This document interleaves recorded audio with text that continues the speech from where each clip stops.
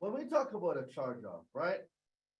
What exactly are we talking about? Well, the IRS has specific things in in their guidelines that speaks to cancel debt, right?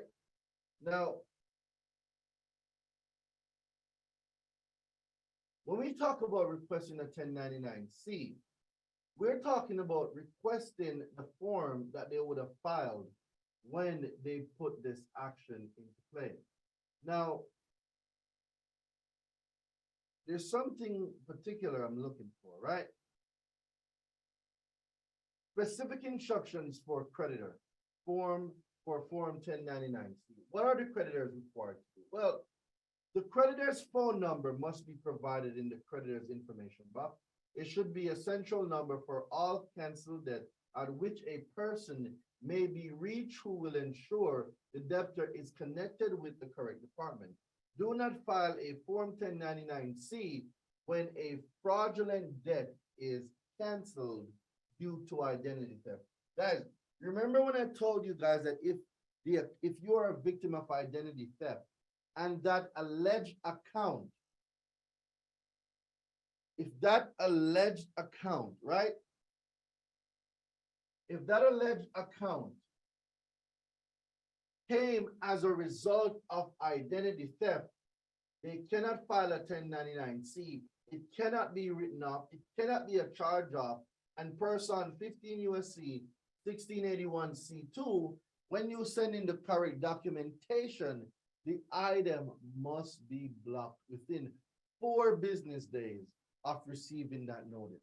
This is why you need to know consumer laws, because when you know consumer laws, stuff like charge off and bankruptcies and all of this stuff, guys, you are able to get these deleted. All right.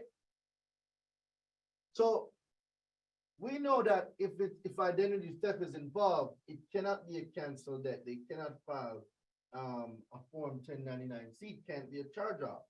So whether you get the 1099-C or not, whether you get the 1099-C or not, it says that a Form 1099-C must be filed regardless of whether the debtor is required to report the debt as income. Now, this word right here, income. When I tell you guys that the IRS has in their publication that the definition of a canceled debt is gross and ordinary income, well, it's written right here. Where is it? The IRS says you report the debt as income. You report the debt as income. What do we know about income? The IRS says to report the debt as income. What do we know about income? Income does not get reported on the consumer report, right? We know that income does not get reported on the consumer report. We know this, right? So if the IRS is telling you to report the debt as income, well, if the debt is being reported as income, it is not a debt anymore. Income does not get reported on your consumer report. Who's following me? Who's following? I don't see nobody saying me in the chat. I don't see no fire in the chat. Am I here? Are you guys hearing me? The IRS said, this isn't me making this stuff up, guys. It's on their document.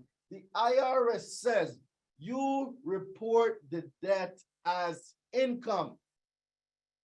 Income does not get reported on a consumer report.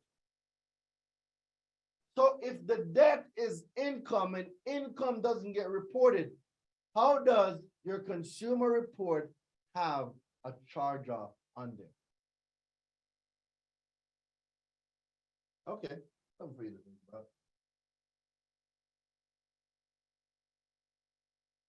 There's something else that I want to show you guys before we go on to purchase. Okay, now let me give you guys some context now. Why some of these companies refuse sometimes to send you the Form 1099-C. See, until further guidance is issued, no penalty will apply for failure to file Form 1099-C or provide statements to debtors for the amount, right? So what this simply means is, guys, whether they file the Form 1099-C or not, the IRS is not issuing out any punishment to any of these corporations. And this is why they can get away with it. But this is also why you need to be vigilant. You need to know consumer law, because then you can take your own penalty to them. So you are the one that's going to go get your remedy, right? I hope everybody's following. Now, I know the IRS speaks on, when we speak about a cancel it speaks on $600 or more. Yes, that is what they have in the publication. However, for charge-offs below $600, I treat it the exact same way. Because there's no guidance on how to do it, I treat it the same way, and guess what? We get results.